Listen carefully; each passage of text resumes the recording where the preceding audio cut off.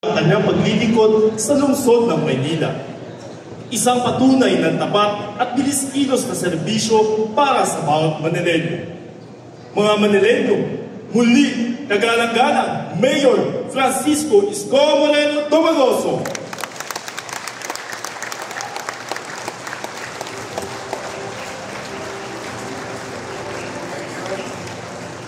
Maupo po kayo sa ating ginagalang, maganda, masipag na Vice Mayor G. Atienza, ang ating mga minamahal na kapwa halal ng bayan, Congressman Ernix Dionisio, ang taga-Moros na yung sumigaw nila, Congressman Joel Juan, Congressman Giselle Maceda, Congressman Erwin Cheng,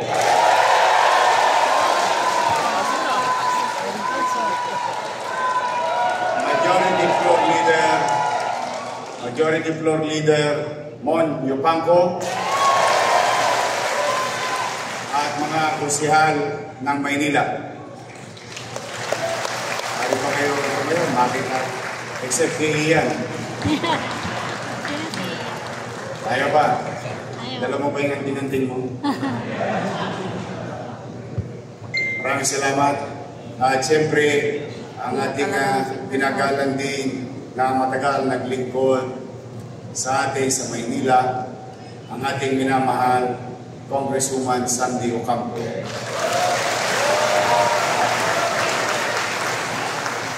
At matagal din naglingkod sa atin sa lungsod ng Maynila, Congressman Amado Bagachi. At mga dating panghalal, department heads, stakeholders, to the business sector, organization, NGOs, POs, the youth of Manila, the future of the city, to our fellow elected officials in the barangayan, sa lahat ng 896 barangays sa lungsod ng Maynila.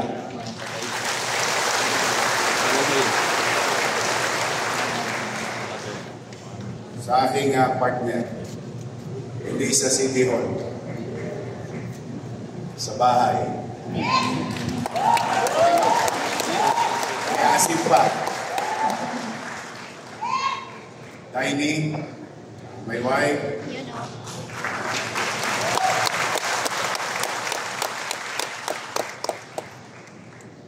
at pangalawang babae ko sa buhay, dalawang buong babae ko, ang ating minamahal na Frances,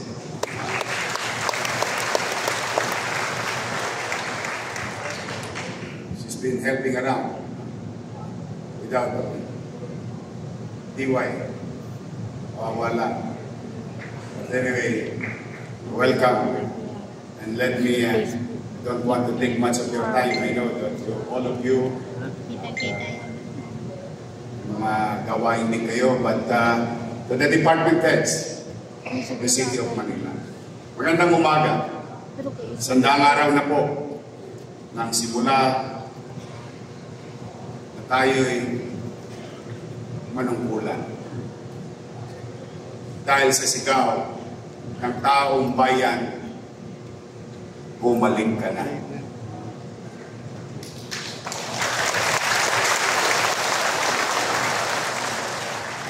Pero parang pag kinukwenta-kwenta ko, parang taon na yung 100 araw na yun. Masakit sa katawan.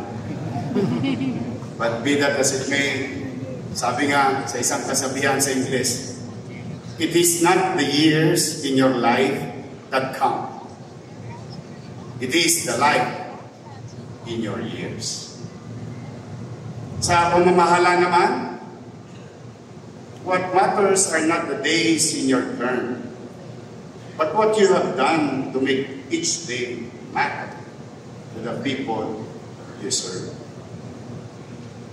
We hit the ground running, and that is literal, as I have committed to you last inaugural session. Naunang aksyon kaysa inaugurasyon. Gawa bago salita.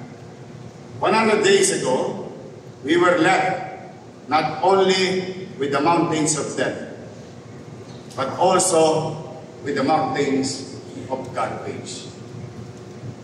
100 days ago, I was expecting to inherit a clean city, but what I got instead was a dirty one. Trash-littered city streets, which were full of uncollected garbage. The stain of bad governance also left its mark on city finances, which weighed down by billions of unpaid commercial obligation. Kaya mas minabuti ko munang eskubahin ang Maynila, alisin ang mga libag, kinuskos ang kadugyutan ng ating lungsod na kinaharap. Hindi po yan one-day gimmick, pero whole year program. Wash, rinse, repeat. Wash, rinse, until it becomes a habit. Eh bakit ba tayo prosigido dyan? Kasi sa paglilinis ay hindi lang daily activity of the city government, but a daily lesson to teach the people by example na maging zero tolerant tayo sa dumi at walang kaayusan. Sa loob ng 2 linggo, pag-upo natin, naibalik agad ang normal na garbage collection sa city of Manila.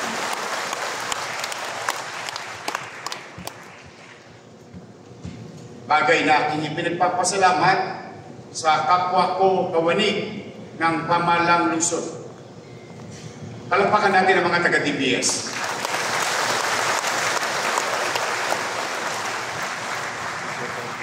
We owe it to them. Araw-araw, gabi-gabi. Talagang yung mga pulo, bunduking basura ay talagang isinantabi nila lahat. Inapot lahat. Dahil lang gusto ko gumising kayo sa bagong administrasyon na parang walang nangyaring dumi ng nakaraan. Sa engineering, sa MDRRMO, thank you very much sa kanila.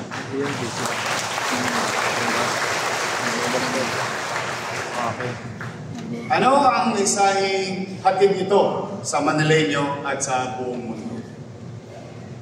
May gobyerno na sa lungsod ng Maynila.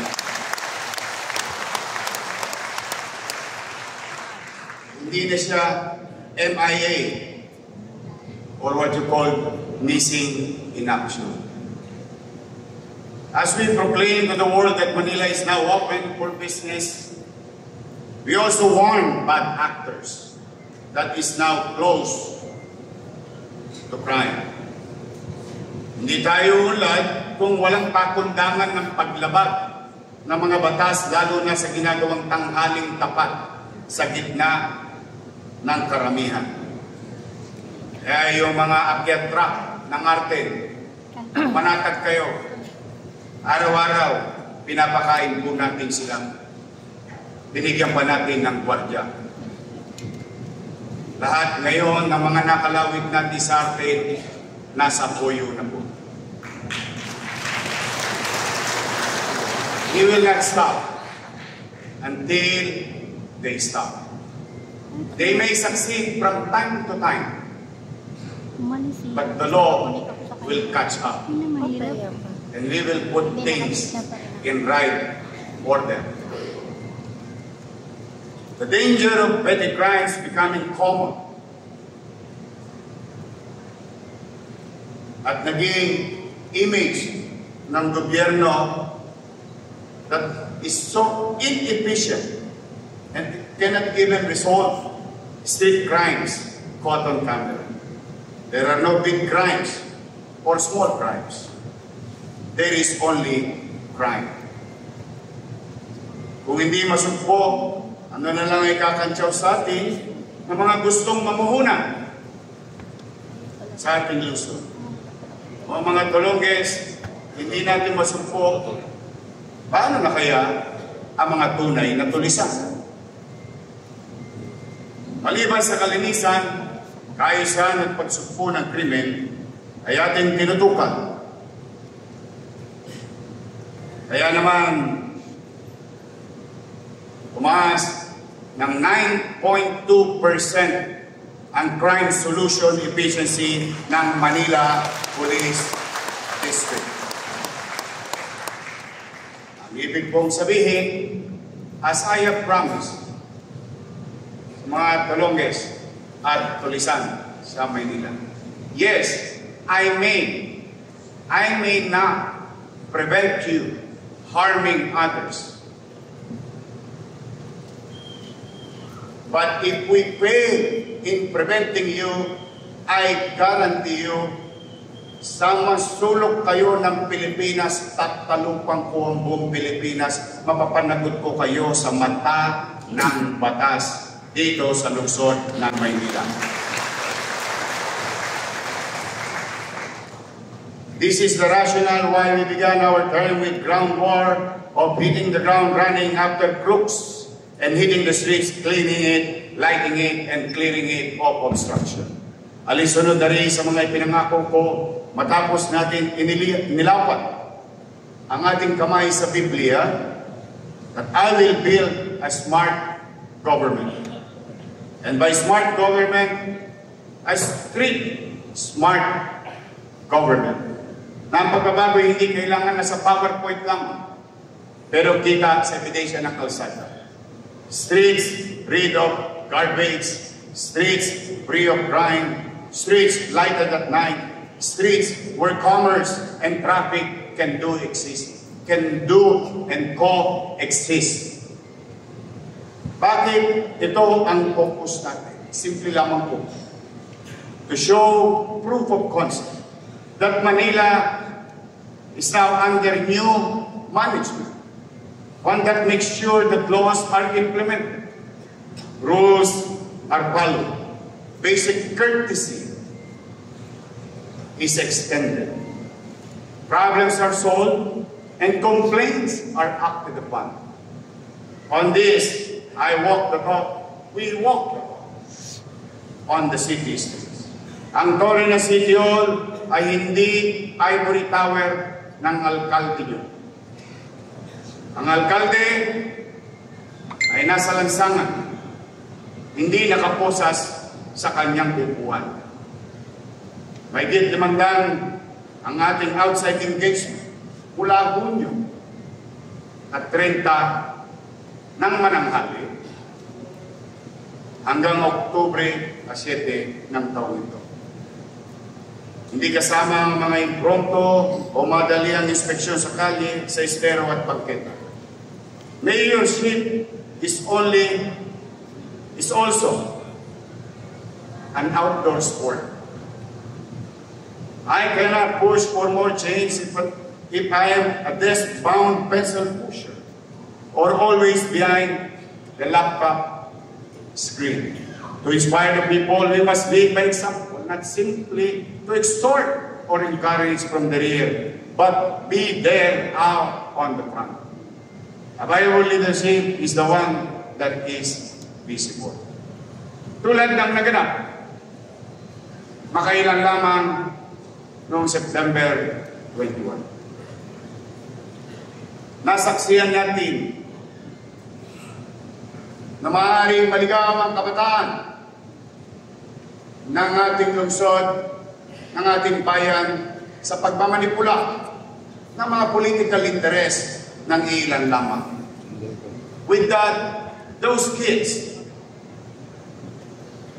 And I pity the parents, with all honesty. I, for one, as a parent. Hindi kaya na makapamerwisyo ng kampo. Makapamerwisyo ng kapaligiran. Makapamerwisyo at makapanakit ng kampo. Nakalulungkot isipin, isang pamilya ng bata ang nangungulila ngayon sa kanyang 15 anyos na anak. At the same manner, isang matanda naman, natakot niya na mapangalagaan lamang ang kanyang hanap buhay, na gawa niyang ilagay ang batas sa kanyang kamay, na ngayon ay pamilya lumuluha din sa kalungkutan, dala ng pagkakakulong ng kanilang. Nakakalungkot. There is too many noise. Hindi pa ba tayo nabibingi? That's why we in the city of Manila, we let them investigate. We let them do their job. And we, as elected officials, must do our job and obligations to the people of Manila. Kaya lahat ng ginistorbo, lahat ng ginulo, when Andres and I, Kenneth and I, that night, with Dennis, Biahe, and some others, told them, bakit naman tayo ginanito sa Maynila? Hindi naman natin pinagdadamot sa kanino man na maipahayag nila ang kanilang damdamin o pagkadismaya. Bakit kailangan pang idamay ang stoplight? Kung mapapansin mo sa mga batang yaon, yung iba doon, mas may pakinabang pang stoplight kaysa sa kanila. Eh, sabi ko, the people of Manila doesn't deserve this. We don't deserve it. You paid for it. And I told them, that same night, walang matutulog.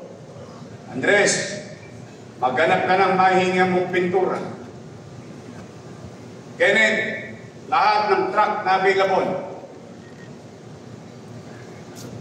Gusto ko gumising bukas ng umaga ang mga taga-lungsod ng Maynila.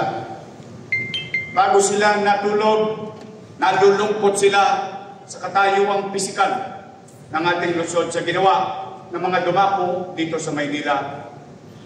Gusto kong gumising sila para lang silang binangungot at nagising na parang walang nangyari.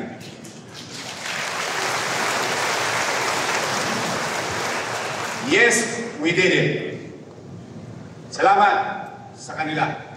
Alas 10 ng gabi, naglinis. Natapos ng alas 12. Alas 2 na madaling araw, dumating naman ang engineering. Nagpintura, natapos ng alas 7 ng umaga. Kung inyong susumahin, para lang kaming hindi natulog ng gabi. Ngunit, hindi nabanggit, maaaring hindi napansin.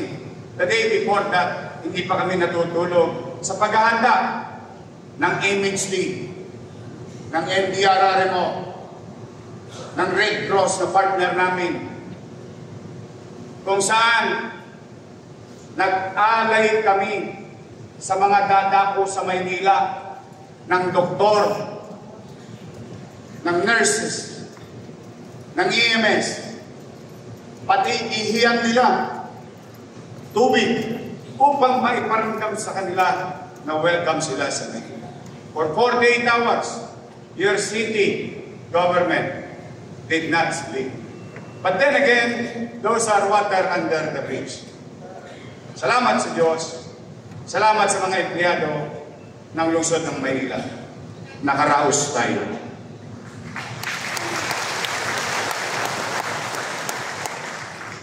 Ngunit hindi lang pag-aari ng bayan ang nasira.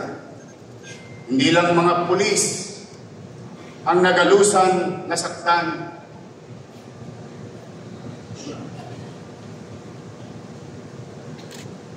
ang mga damdamin ng mga magulang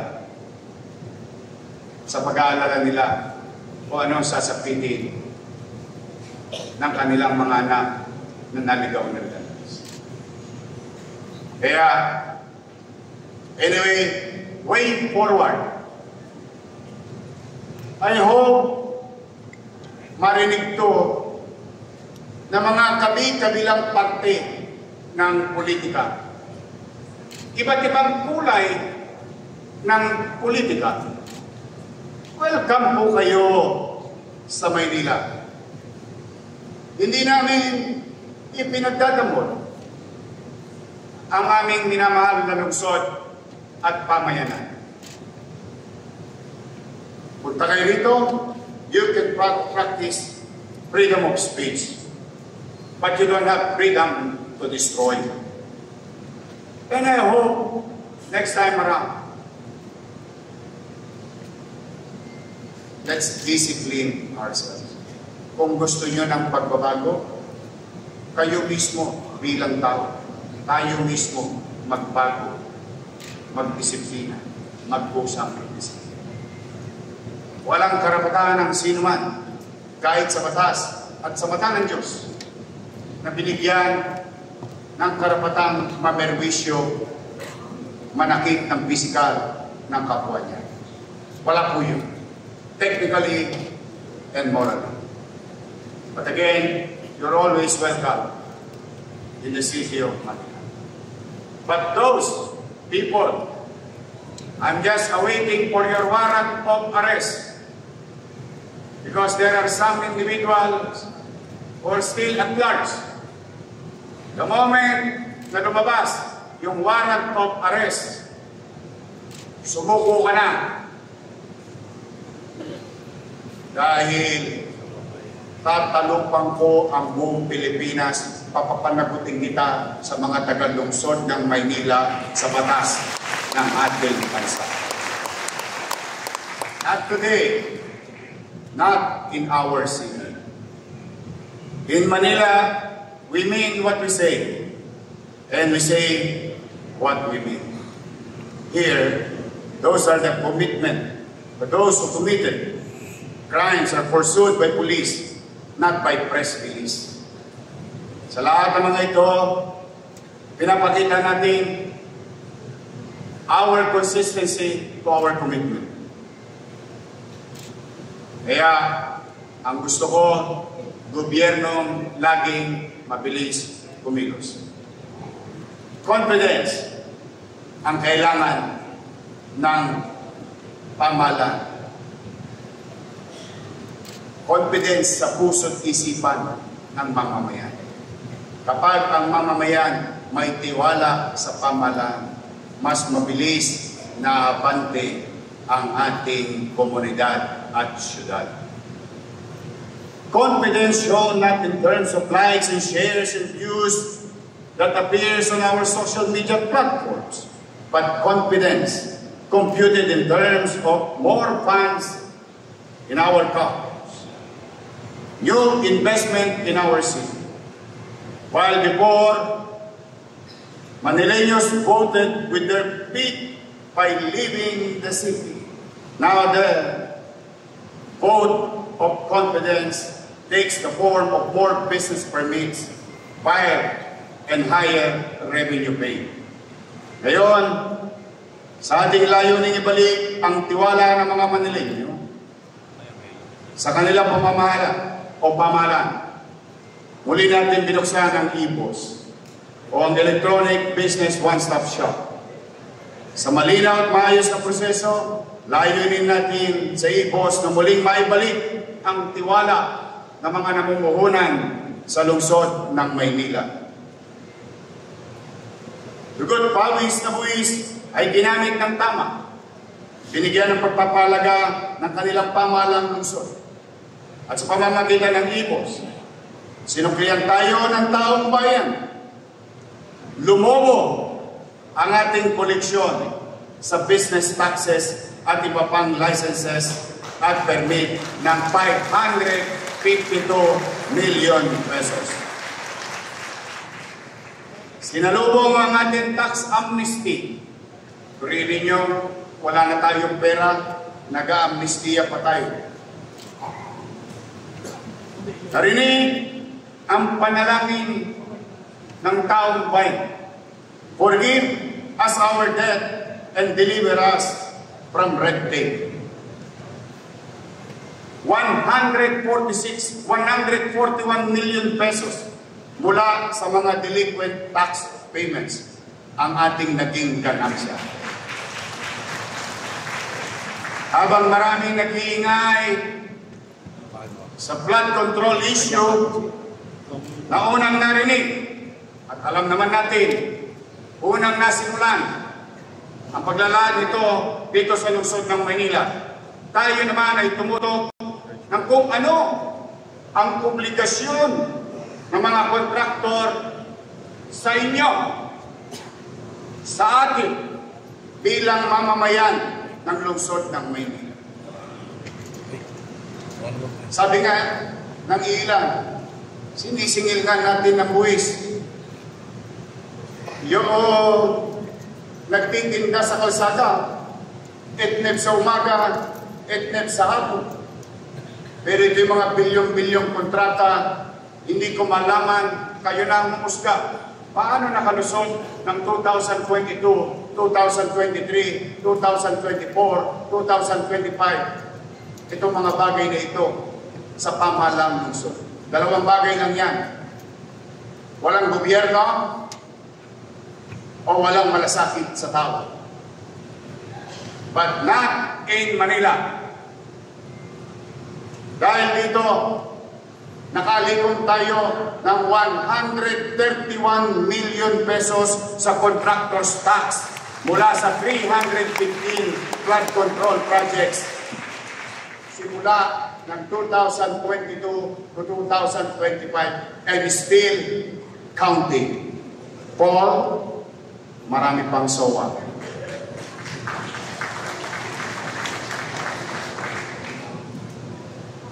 Umalsa rin ang ating general fund collection. Halos 2.2 billion pesos. Kasama na ang NTA or National Tax Allotment. Pinalitan natin ng red tape, ng red carpet. We slashed the numbers of documents required, sped up the process, shorten the timeline or timetable. Noon, umaabot sa isang hanggang 2 buwan bago ma-aprobahan, mind you, bago ma-aprobahan ang renovation or big-out project. Just imagine, 2 months. Ngayon, ito ay maaaring aprobahan sa loob lamang ng 1 linggo o 3 araw sa lungsod ng Maynila. Para sa mga construction project, residential, commercial, institutional, industrial, mula sa dating 2 hanggang 5 buwang proseso, ngayon ay 3 hanggang 5 araw na lamang ang kinakailangan nila. In fact, last night, before this CDC, I was informed,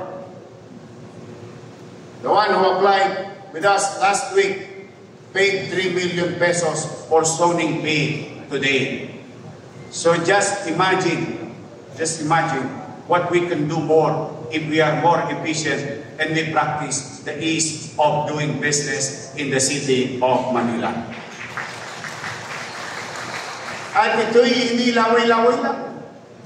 About 3 weeks ago, more or less a month ago, your NCBA in its board, chaired by yours truly,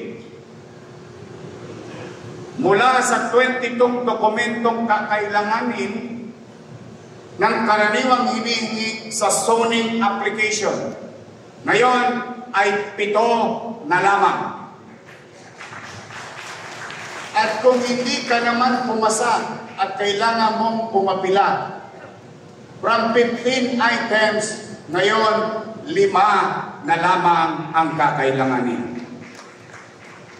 Dahil sa pagbabagong ito, nakalikom tayo ng 23.6 million pesos sa 350 clients na nag-apply ng zoning at locational clearances ng kanilang mga negosyo sa lungsod ng Maynila.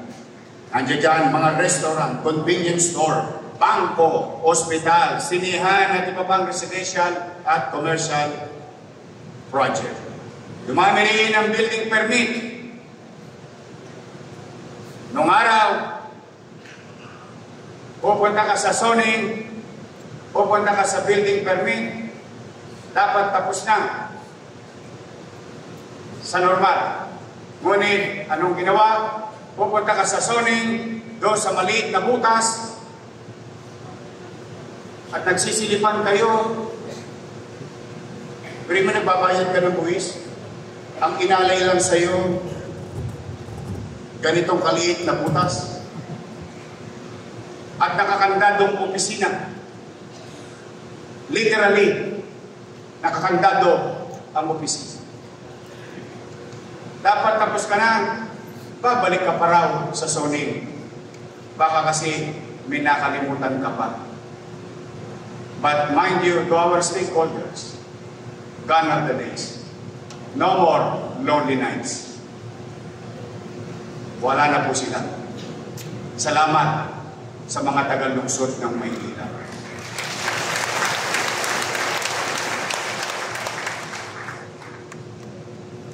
Mula Hulyo hanggang Setyembre ng taong ito, 2,069 permits ang na-issue ng Office of the Building Official. Patunay na bumalik na muli ang tiwala at sigla ng infrastruktura sa pribadong sektor sa lungsod ng Maynila. Umabot sa 702 million pesos ang halaga ng proyekto ng kabuuang lawak na 67,526 square meters na na-issuehan ng nasabing permit.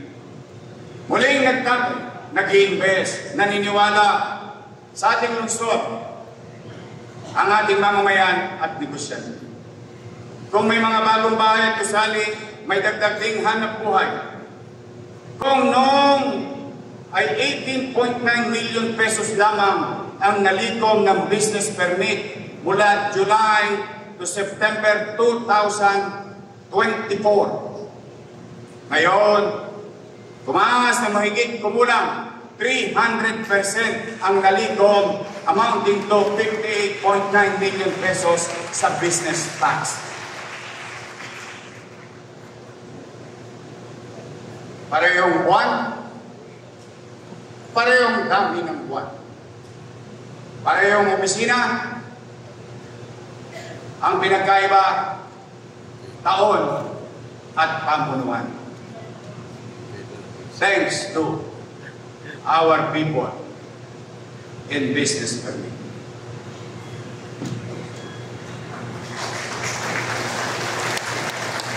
As like what the Secretary of the CDC said a while ago, Director Mark, housing, education, healthcare, these businesses produces 12,752 jobs generated for the city of Manila and for our people. 7.1 billion pesos ang total investment na pumasok sa ating lungsod sa loob lamang ng nasabing panahon. Pati ang hawker's fee, saan ka nakakita? Nagbawas na ako, naglinis na ako, nag-clearing na ako. Pero ano ang naging epekto? Mula sa 7 million and 9 pesos, 90,000 pesos, noong July 1 to September of 2024, umakyat sa 10 million pesos in the same period but different year and leadership. Paano nangyari yun? Nagbawas na. Tumaas pa ang kita. Kasi po, unti-unti nang nawawala muli si Eddie at Patty.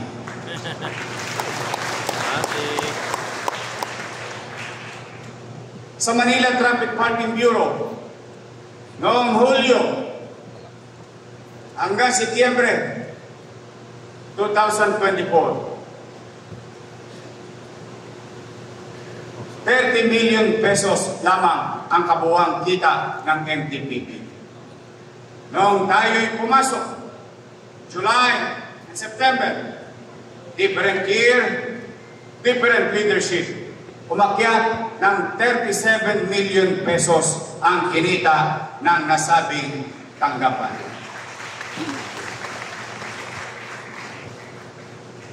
May tip pa ako niyan. Bakit kaya? Matanong natin sa ating mga sarili. Patunay na kapag maayos ang sistema, disiplinado ang mga enforcers, malinaw ang direksyon ng pamahalaan, may resulta, may koleksyon, at may tiwala ang taong bayan. At pagsusumikap ng Office of the City Administrator, nakalikom din tayo ng karagdagang 38 million pesos mula sa contractor's tax. Natanggal na ang mga buhol-buhol sa salabat na records ng ating mga revenue centers. Sa pangkalahatan, napabuti natin ang kalusugan ng ating financial na kalalagayan. Hindi pa po tayo nakakaraos sa todo, malayo pa po tayo. Pero hindi na po tayo nag-iikaos. Kung dati nasa ICU tayo, ngayon peak of health na lang. Paano natin nagawa ito? What is our formula for fiscal stability that we so desire?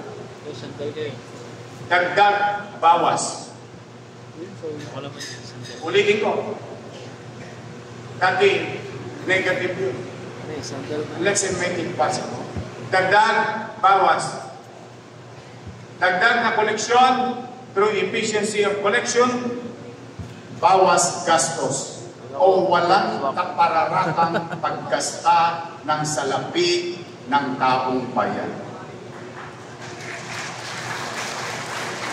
We have diffused the budgetary time bomb that was a surge in job order.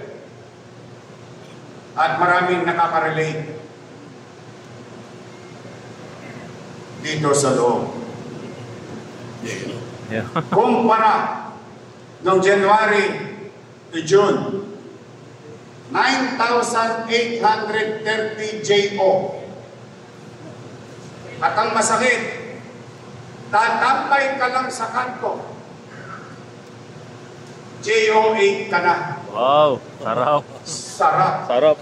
Sana all. Sana all. Maging tambay. JO8? You know what's JO8? 14,000 pesos. Mataas pa Wala sa... kang gagawin. Mataas pa sa ano yun, pre? Sa Tatanggalin mo laborer na naman, pre. ang poster ni Isko at Chi. Galing. Tama naman.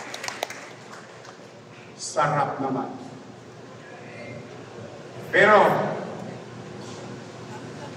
ngayong July to December 2025, we now cut those things and we cut the category of GEO. Mataas na GEO, mapanganib na trabaho. Magaan na trabaho, may GEO pa rin, pero tama lang ang sweldo. So that we will erase and eradicate demoralization. Saan ka pa naman nakakita? Yung tagadala ng bag ni direktor, JO8, yung lumulusong sa kanal, JO2. JO1. JO1. Pagpalitin ko kaya sila. And that is great injustice to our fellow workers in the city of Manila. We should practice meritocracy based on merit and performance and danger of jobs. 7,023 na lamang po ang GEO at 72% na gastusin ang ibinagsak nito. Now, let me show you. Today, we are going to have meat buster. As you can see in the screen, numbers don't lie. Sa aking mga minamahal na barangay chairman na nandito. Tingnan po ninyo, noong Disyembre, ang JO, January, February, hoy, malapit na eleksyon. Mars, March Tomas. na. Taas, no? April. Magpapasya na ang tao. Eh, natalo. Bagsak. May. May.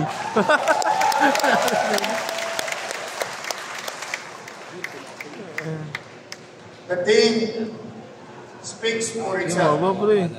Sa mata ng mga abogado, mga naririto. Res ipsa salliquitur. And what we need, what do we really need for us to operate, to us to function at the bare minimum? Tingnan po ninyo yung ginawa natin noong July. 61. Logo 65. Yan lang ang kailangan natin. Wala nang iba. Kung dumagdag ng kaunti, eh kung luluwag tayo. Sipin mo yun, grabe yun. Tingnan po ninyo ang difference. 69. Ang layo. That's how we were raped. Ang layo. Whether they accept it or not. That's how they utilize at some way. Pero, tingnan ninyo ang masamang epekto ng ating ginawa sa lungsod. But then again, ang mga bayarin at ang ating binayaran, hindi lahat malaki. Pero, at least, sa katagang nababasa sa jeep, who does not pay? Hindi nila pwedeng ipuhol sa atin. Bakit? Di baling hindi ako nakapag-aral. Di baling high school graduate lang ako. Di baling sabihin na nilang artista lang ako at bobo ako. Di baling ako sa paningin nila ay walang alam. Pero meron ako isang ugali, hindi po ako manunubat.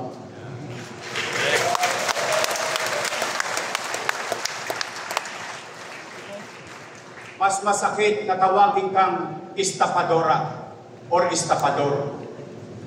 Because the things that you bought, the things that you acquired, you should pay. And that I cannot pay. Yes, it's hard. It's really hard. I am not complaining. I'm just stating facts. But that is the real situation. We together as government, we must continue to honor our obligation to create certainty in government transaction. And that will send the message to the business sector, may gobyerno sa lungsod ng Maynila.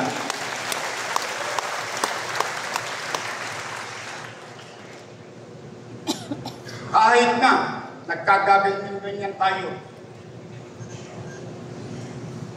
nairaos natin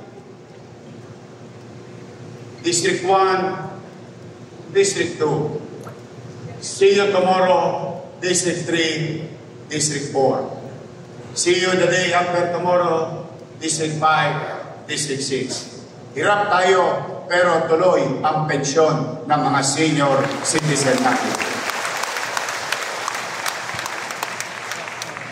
Sa aking mga minamahal na PWD, mga solo parent, steady muna kayo sa Getty.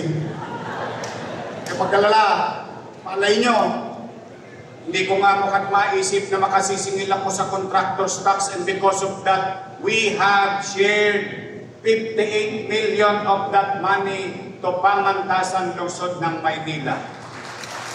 25 million pesos of that money shared to our teachers at the very least. Ang dami nating utang, kaliwat kanan, na ginawa nila. Pero, as I have said, manatag kayo, kikilalanin ko ang lahat ng yun. Ipapiyait-piyait lang natin. Makakatawid din tayo. Makararaos din tayo. Naibalik na ang birthday cake. 35,380 na ating mga senior citizen. Nabalik na ang gatas. Kung may gatas sa matanda, sa mga nanay na nanonood, nakikinig, o nandito, may sorpresa kami para sa mga anak nyo sa mga darating na linggo.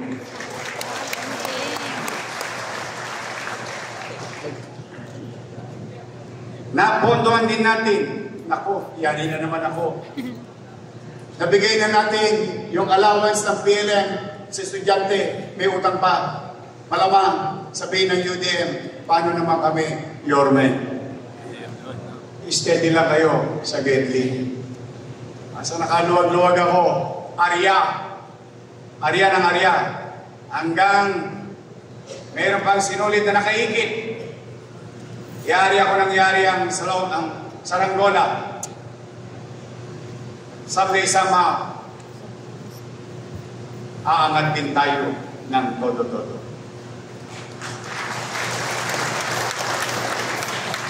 Aberya dito, aberya doon. Limasing po ang naging aberya. Maraming nasirang tahanan. Naipundar na gamit. Ngunit, bagaman, ang inyong lungsod ay walang kapera-pera, hindi natin pinaligtan. In fact, tinaasan pa natin ang ating financial assistance sa mga nasunugan. From 10,000, ginawa natin 15,000 pesos per family. That is amounting to 62 million pesos. So far, sana huwag nang madagdagan sa ating lungsod ng Maynila. But then again, dati-dati pag nasunugan ka, maghihintay ka ng 1 linggo, 2 linggo, 3 linggo, niho, hindi ka pa babati ng pamahalaan. Pero ngayon, salamat sa ating mga kawani, sa City Accounting, sa Budget Office, sa City Treasurer. Sunog kaninang umaga, payout ngayong gabi. Mabilis na rin sila kumilos. I owe it to you. And thank you for listening on the principle behind it when I told you, hindi natin kagad mapapatayuan ng bahay ang mga nasunugan. Ngunit gusto ko maiparamdam sa kanila na may gobyernong pinagmamalasakit sila. Kaya muli, maraming salamat, City Budget, City Treasurer, City Accounting, at MDRRMO. Alam niyo po, at most likely, marami nakakaalam sa inyo. Tayo ay iniwanan ng 10.24 billion pesos na commercial obligation. Ano po ang ibig sabihin ng commercial obligation? Ayan po ay mga gastusin pang-araw-araw na kinukuha ng pamahalaan. Gamot, gas, sabon, gwardiya, construction, and so on and so forth.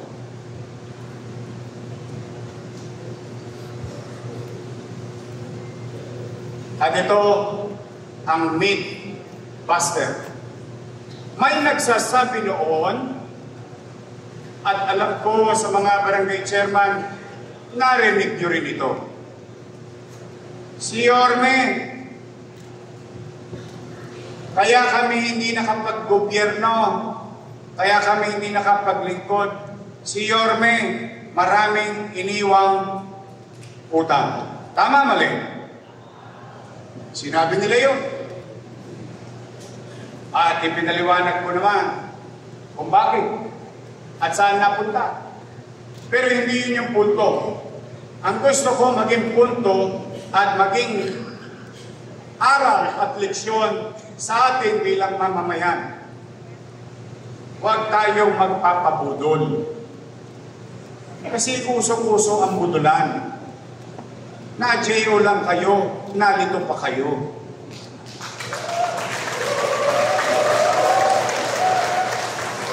And I'm gonna address it straightforward.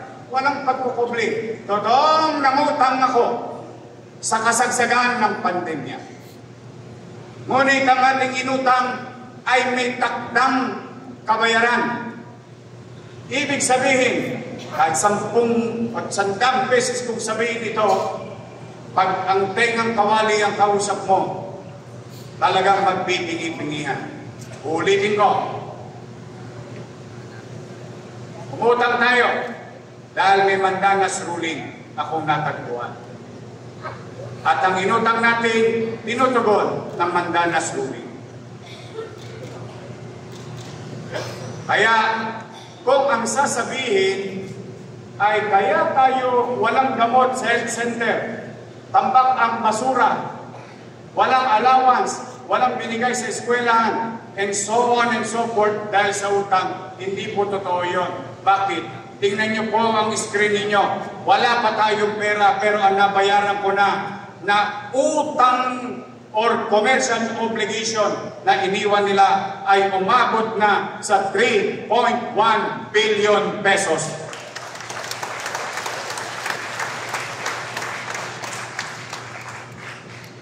Ulitin ko, may 15 billion akong inutang na siya naman pinakikinabangan ng tao. Paliliwanag ko kalaunan.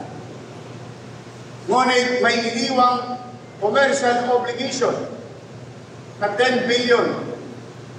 Yan ang epekto ng JO at cash advances.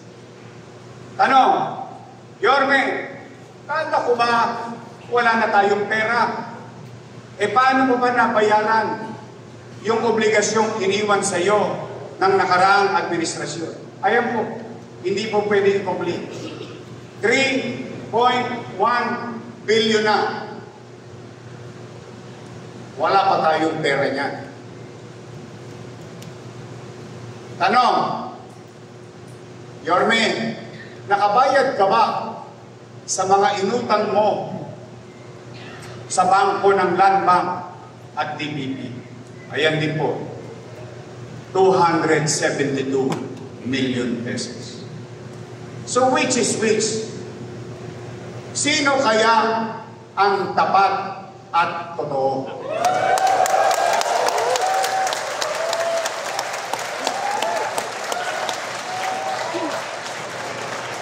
Ang sabi nga, kapag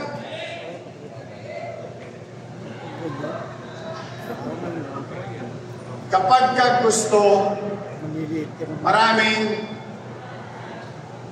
pagtamad, maraming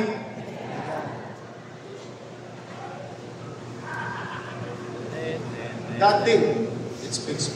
Meat, pastor, cannot be lied.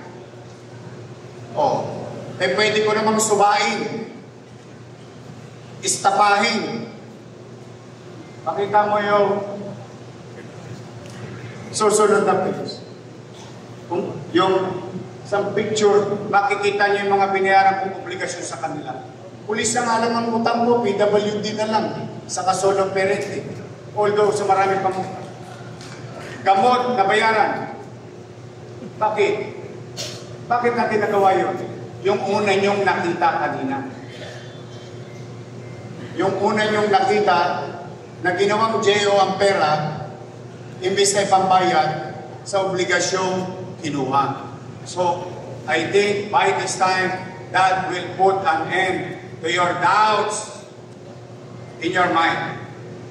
And I think we have a clearer picture of where we are. But don't worry. Be happy. Makakaraos din tayo.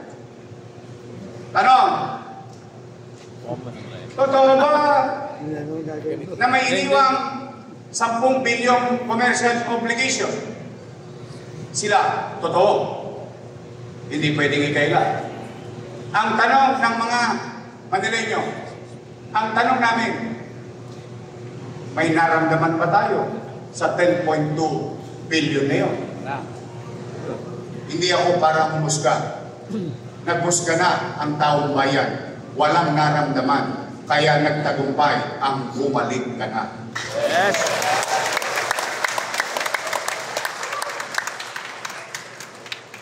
Tanungin naman natin, Yorme, baka naman yan ay kapritsyo mo lang. Yang ginastos mo na 15 billion sa pandemya. Tingnan niyo po.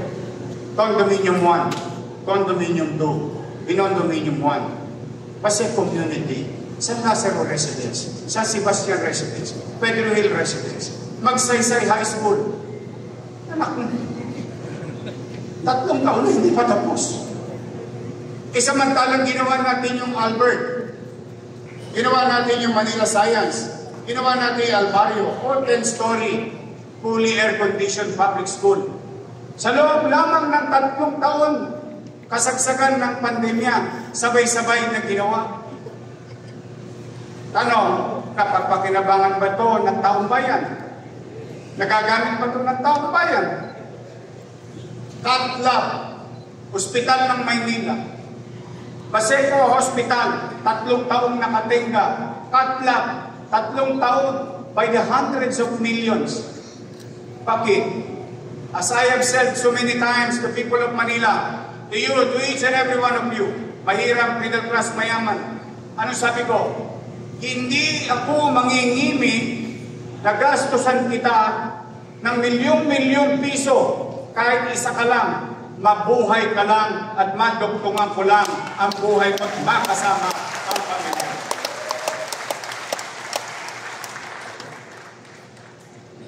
That is our pledge. That is our commitment in delivering healthcare in the city of Manila. Pero wala. Hindi ginamit.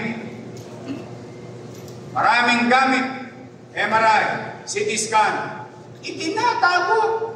Huwag daw gamitin, baka magasgas. Wow! Wow! Heavy. How come? I am no doctor.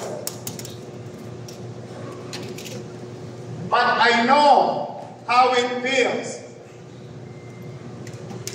Nang mamatay ang lolo ko, kaharap ako. Dahil walang dextrose. Umiyak na lang ang nanay ko. I know how it feels na ang isang bata nasa ospital, kailangan iiwan siya ng nanay niya sa tabing kama kasi yung nanay niya kailangan maglabada muna para may pambili ng gamot sa kanyang anak sa San Lazaro Hospital noong dekada 80. I know how it feels. I hope you won't feel the same thing. You won't experience the same thing. That is why that is my pledge and full commitment to the medical sector of the city of Manila. We are 100% going to invest whatever we can, whatever we have, na magkaroon lang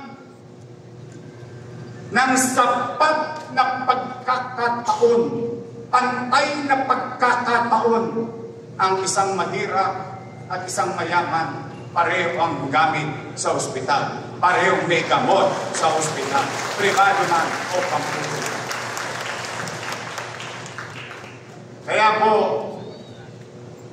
sa mga nanay at tatay ko, kulang pa, marami pa. Huwag kayong mag-alala.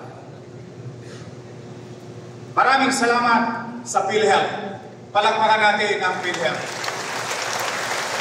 Palakpakan natin ang DOH.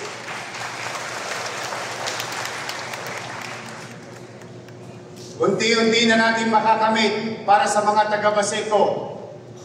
We are on track on qualifying to level 1 accreditation of Baseco or President Corazon Aquino Hospital for the people of Baseco. Sa lahat ng maraming minahal, baka barado na ang puso nyo. Kung kayo ay ma-angiogram, and this goes to the rich, to the middle class, especially the poor. Huwag na kayo magpa-angiogram sa pribadong ospital. May angiogram na ang lungsod ng Maynila. In the coming days, once we qualify with the particular numbers, we're going to conduct angioplasty. So if you are going to do angiogram at 35,000, 58,000 at 80,000 pesos sa Maynila, libre, walang bayad. And if mangyari, talagang barado ang puso mo, huwag kang mag-alala. Nagtabi na ang ating Manila Health Director, Grace Padilla, ng 25 million pesos pambili ng barbula nyo. So if you're going to spend, or what you call spend, in the proper manner, spend 300,000, 500,000, or 1 million pesos para sa angioplasty ninyo, huwag na kayong tumosgas. Sa Maynila, libre ang angioplasty.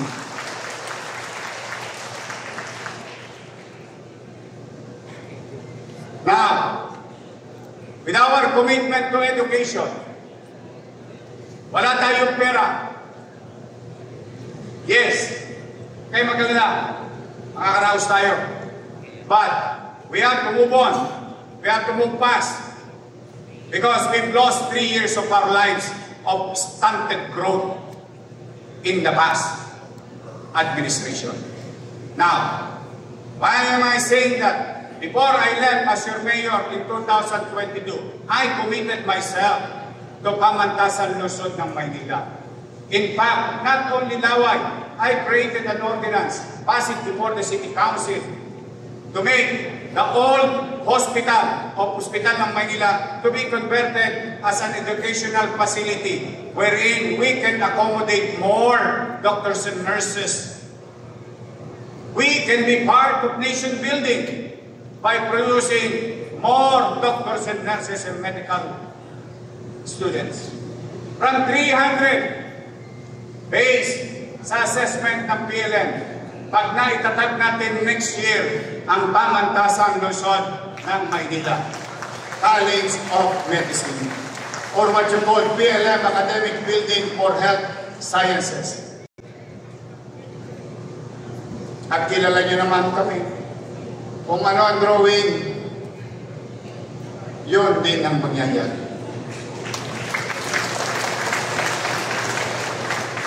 We are going to push through with this. Why?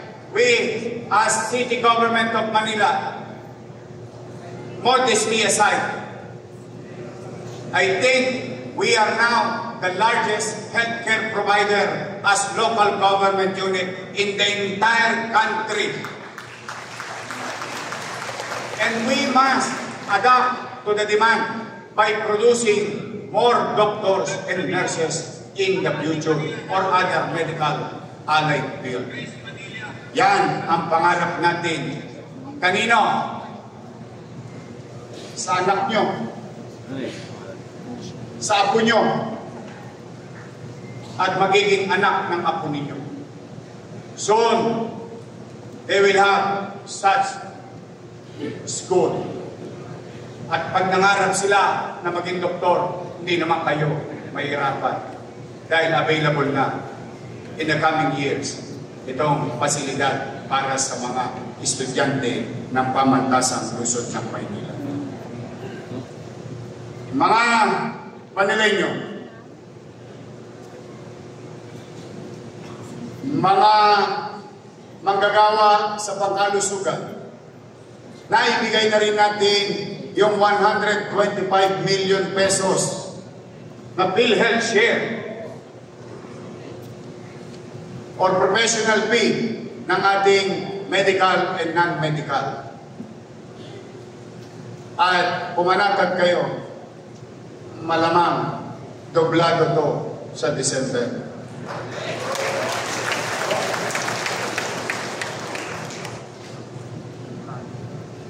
Mga kababayan, hindi lamang sa mga nabubuhay natin pinapakita ang Maynila ay may respeto sa kapwa, pati na rin sa mga pumano. Sa ating mga taga Manila Boys Town na mga nakatatanda doon sa luwalhati ng Maynila. Noong araw, pag namatay ang matanda, binabalot na lang sa tela. But now, through the leadership of Director J. De La Puente, sila ay nabibigyan ng disenteng oral at living.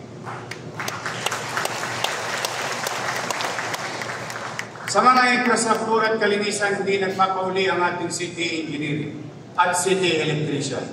Sa ilalim ng task force against road obstruction, 11 barangay hall ang giniba natin. Hindi dahil galit ako sa kanila, kundi dahil inireklamo sila at lantaran namang mali. Ngunit ito ay ipinatutupad natin hanggat maaari sa pangkalahatan. Hanggat wala nagre-reklamo, tinitiis ko na lamang. Ibig sabihin, I'm trying to apply the live and let live principle. As long as hindi ka nakakapamerwisyo, wala naman nagre-reklamo, titiisin na muna natin. Ngunit kailangan niyong munaway. Ako'y may obligasyon sa pangkalahatan, hindi sa pag-iilan lamang. With that, mga kababayan, nakita niyo naman, ilang taong nang madilim ang Skyway. Ilang aksidente na ang naitala sa MDRR mo. Pero malugod ko pong ipaalam sa inyo, kung di pa kayo nakapamasyal sa lahat ng bahagi ng Skyway na nasa loob ng Maynila, nalatagan na ng 1,162 LED tunnel lights sa 4.1 kilometer sa highway, Skyway Stage 3 sa lungsod ng Maynila. Na tinapos lamang less than 45 days. Salamat, Engineer Randy Sada at 10 ng iyong mga empleyado. Salamat, Ramon Ang. Mabasa ka sana ng ulan. Dumami ka pa. Bakit ko po'y pinagpapasalamat? Lumiwanag, naglagablab ang Quirino hanggang Sumer, ang Quirino hanggang Zamora, ang Quirino hanggang Linaw. Walang tosgas ang Maynila. Libre po natin ako.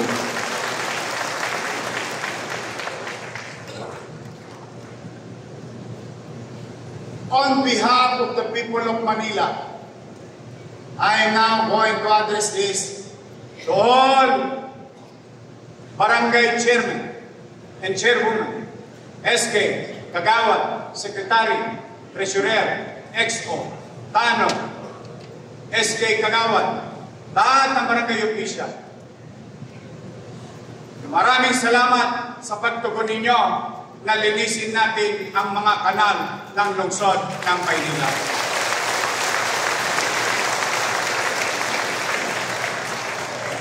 Thank you very much. But we must continue. We had a good start, so we must have a good finish. Huwag kayo mag-alala. Araw-araw pa rin kami maglilinis kahit Sabado ko lang kayo nire-request.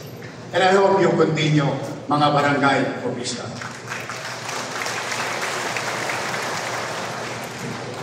Sa larangan ng edukasyon, tiniyak natin na bawat batang Maynila hindi maiiwanan sa digital age. Inaprubahan natin immediately, and I think, if I'm not mistaken, 2 weeks pa lang tayo sa pamahalaan. Inaprubahan natin 143 million pesos galing sa Special Education Fund para pondohan ang One Smart TV, One Classroom sa lungsod ng Maynila. Pagbili ng laptop sa mga teachers, pagbili ng tablet armchairs at workbooks para sa mga mag-aaral. Ito ay para sa 397 kindergarten classroom sa ating pampublikong paaralan.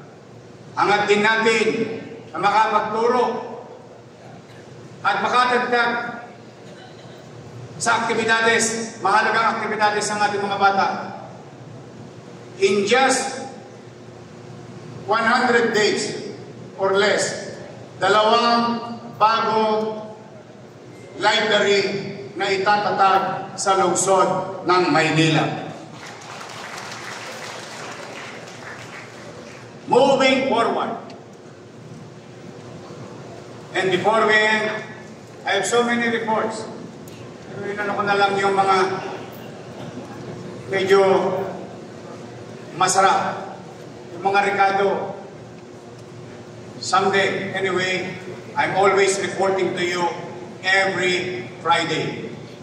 Wala naman kaming kinukumplit.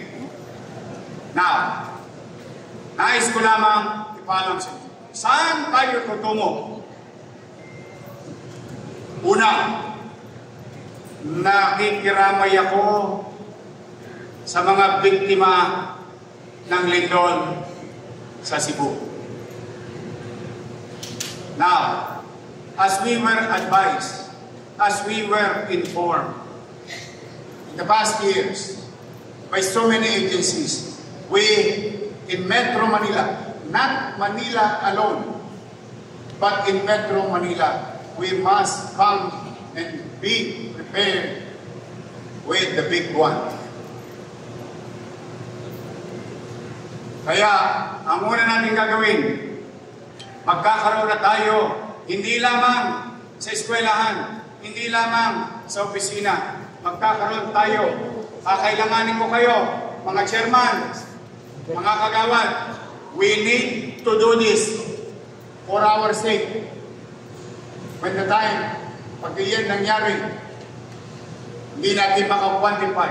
Yes, we are prepared on some logistical capabilities, but we as constituents, as people, as citizens, must come prepared. We will conduct annual community-based simulation earthquake drill sa buong Maynila at kailangan ko ng tulong ng 896 barangay.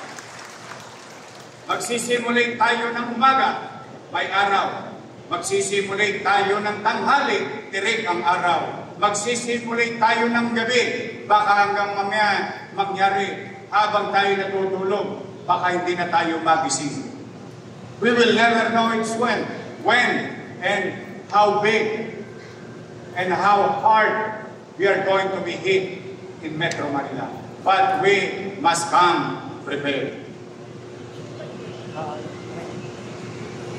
Ito naman ang mga sumusunod at tutunguhin natin.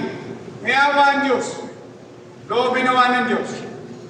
Pagbigyan tayo sa ating magiging kahilingan sa Pangulo ng Bansa.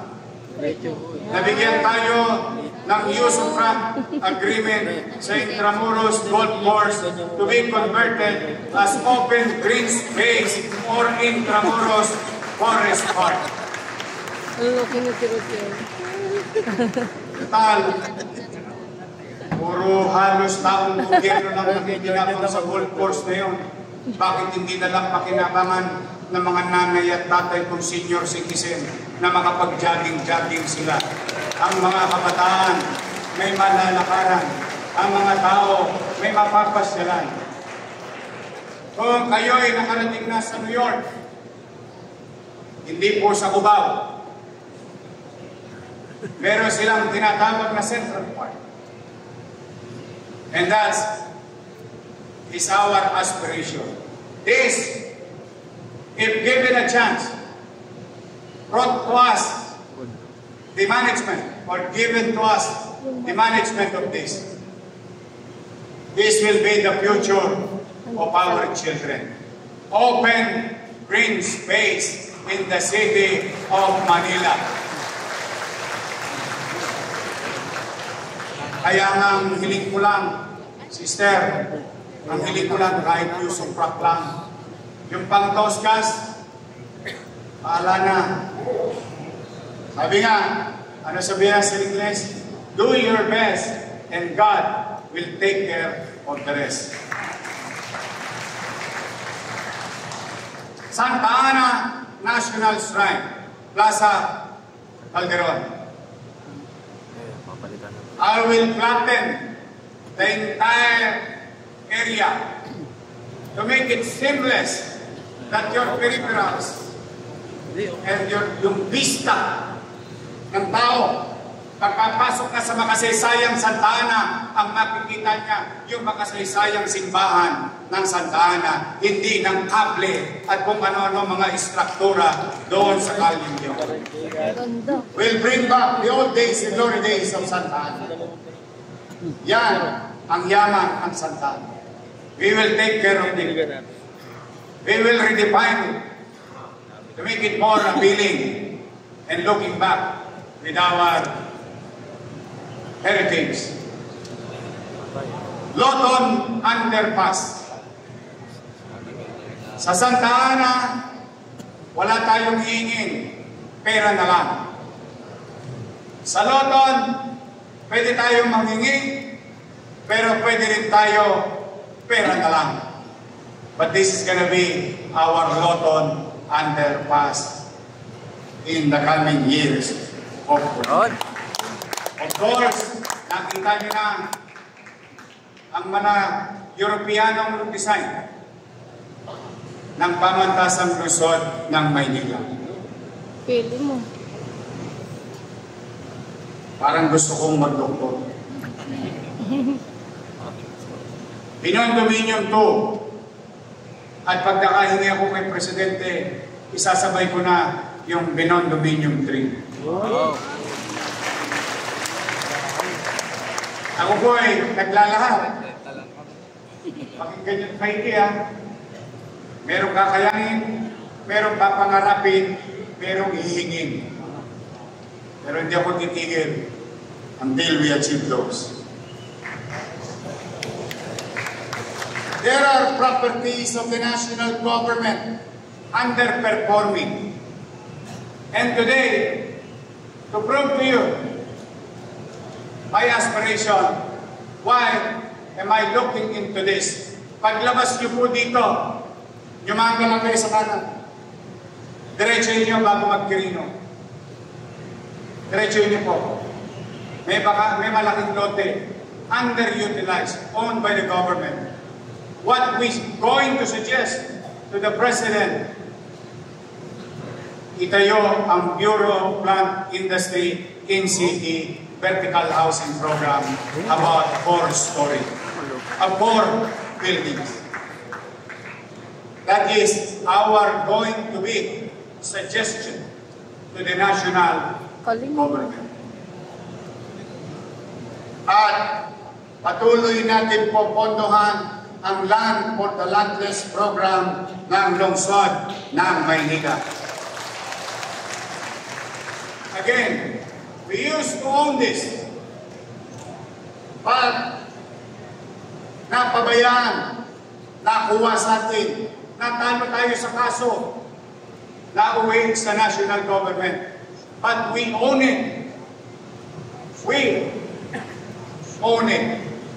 But just for the sake of being in unison to our national government, we are going to ask, hopefully, to have usufruct of our great jewel of the city of Manila, the operation and management of Metropolitan Theater of the City of Manila. Sayang, Lou Veloso at iba pang mga artista sa teatro. Sayang, yung mga mag-aaral natin. Sayang, yung malikhain natin mamamayan. Ito man lamang, sana, kung hindi maibalik sa atin ang pag-aari, sana tayo na ang operation and management. And I think,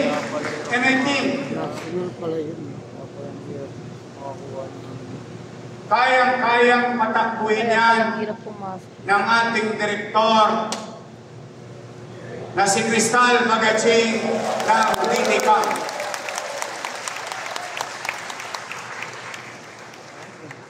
Sa mga taga-Sampaloc, taas ang kamay. Sa mga taga-District 3, taas ang kamay. Taga-District 2, taas ang kamay. Isa sa problema ng 2, 3, 4, nung tinamaan ng train, nung tinamaan ng skyway, nung tinamaan ng corrector, nabakante ang lote. Ito ang pangarap ko para sa inyo. Hopefully, payagan tayo ng TRB.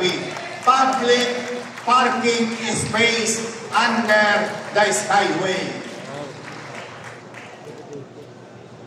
Para kayo ng mga barangay chairman, araw-araw na lang, most likely, o buwan-buwan, nakakatanggap kayo ng away kapitbahay dahil sa paradahan pa lang. This will be the solution at creating space, utilizing space underneath by the constituents, by the community. Ang kailangan lang dito, mind you, ito walang toskas masyado. Piyahit lang ang toskas dito. Ang kailangan lang dito, national government, TRB, Skyway, and Office of the President. Why? Tingnan po natin, kabisado yan ng mga taga-2, kabisado yan ng mga taga-3, taga-4. Pansin ninyo, dalawang bakanting lote yan. The other vacant space is for the future of rail. But underneath is gonna be an open space for life. Then, I think we'll put it in better use. And that is our proposal. Parking space under Skyway and Lex Connector Viaduct through DOTR and TRB. Now, mga kababayan, as you can see, Condominium 1, Condominium 2, Condominium 1, hindi na po ito mga picture. Kasi community, San Sebastian residence that we are about to deliver, San Lazaro residence that we are about to deliver, and Pedro Hill. Sa mga nabola na ito raw ay rent to own, I hope hindi pa kayo nagbayad. Dahil naawa ko sa inyo. Hindi siya pwedeng maging rent to own kasi po wala po siyang titulo. Ang rent to own is something that you own later on. Wherein the City of Manila giving it to you for 2,000 pesos. Almost free. At pagdating ng araw, ayaw mo na, umasenso ka na, lahat ang hinulog mo 2,000 pesos, ibabalik pa sa iyo ng lungsod ng Maynila. Why change it? That's why maraming hindi makabig. Bakit? Sino may extra 15,000? Sino may extra 10,000? Sino may extra na 20,000 na mahirap o empleyado? But rest assured, in the coming days, we'll bring back the old and I think most effective and most convenient at mas kaya ng Putaw yung sistemang nagawa na natin under the NCT Vertical Housing Program. Mga taga-lungsod ng Maynila, mga barangay official, stakeholders, maraming salamat sa oras na pinagkaloob niyo sa akin ngayong araw na ito. Maraming salamat.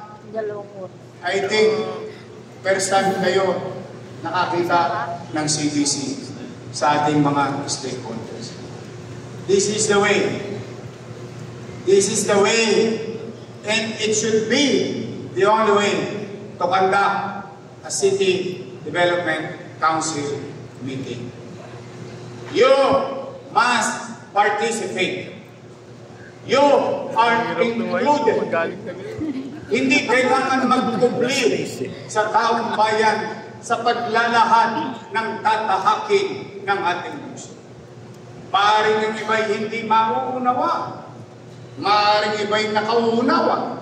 Pero ang malaga, ang katapatang pagbubuklak ng plano, ng gastusin, ng tinaha at tatahakin. Yan ang halaga kung bakit kayo ay inimbitahan namin upang maging bahagi ng isang importanteng gawain ng lokal na pamahalaan at ng kanyang mamamayan, isang beses, isang taon. Kaya buong kababaang loob, with all humility, I am grateful to you today. Thank you for your time.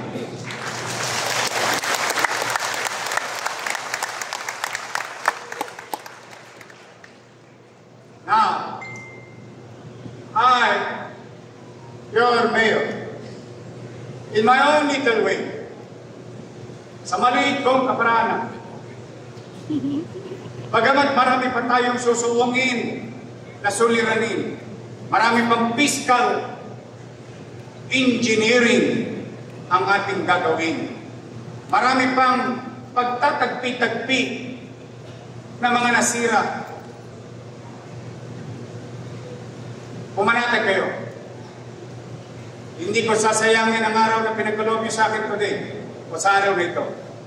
Pipilitin kong mag-inam at maging epesyente sa darating na 1,000 araw ng buhay natin.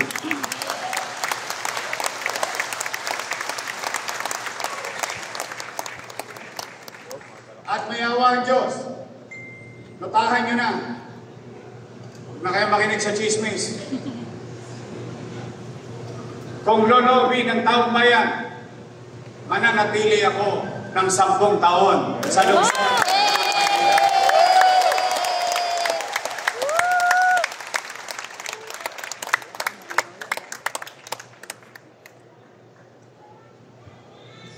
Pagod na ako. With all honesty. Time to retire naman ako pagdating ng araw. But now, are we going to be successful?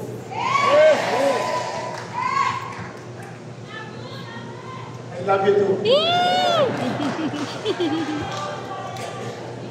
Loobin nawa ng Diyos na magtagumpay tayo. Is it gonna be easy? No. With the fiscal situation, the scientists or the economists that I have consulted, we are going to recover by 3 to 4 years. So be it. What matters most today is that there will be direction. May pupuntahan na tayo.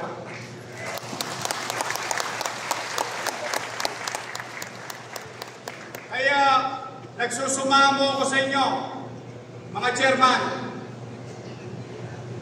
mga barangay official. Basta ako, sa FNO, paniwalaan nyo hindi, pinatawad ko na ang ilan sa inyo.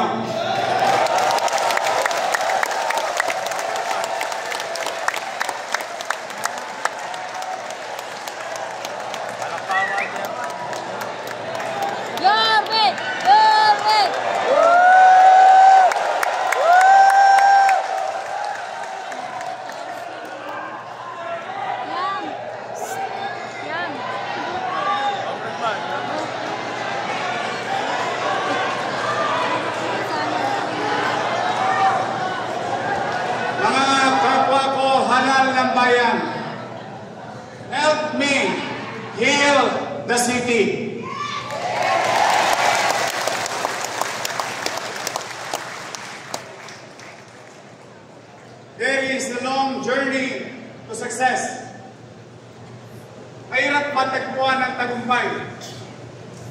kong pakokang.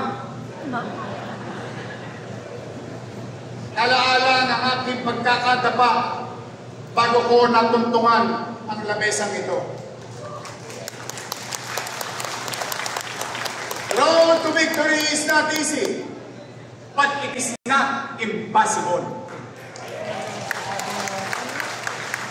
We may fail from time to time, and I may, and some of us may. But we will not fail moving forward. We will continue to move forward, way forward.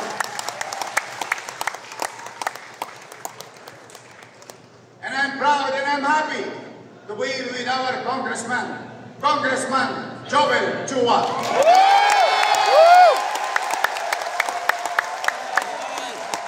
Dr. Giselle Baseda.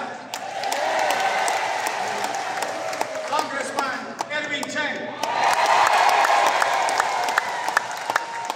Pasensya na kayong tatlo. Ang pinaka-paborito ko, Ernex Dionisio.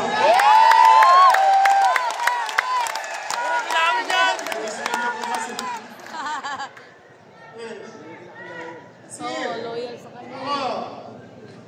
Who am I? Paborito niya. Not to forgive. I'm no God. I'm no perfect. I have shortcomings and mistakes.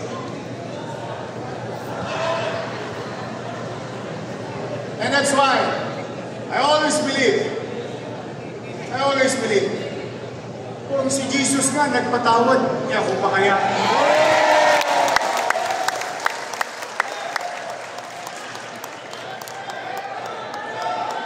Love you.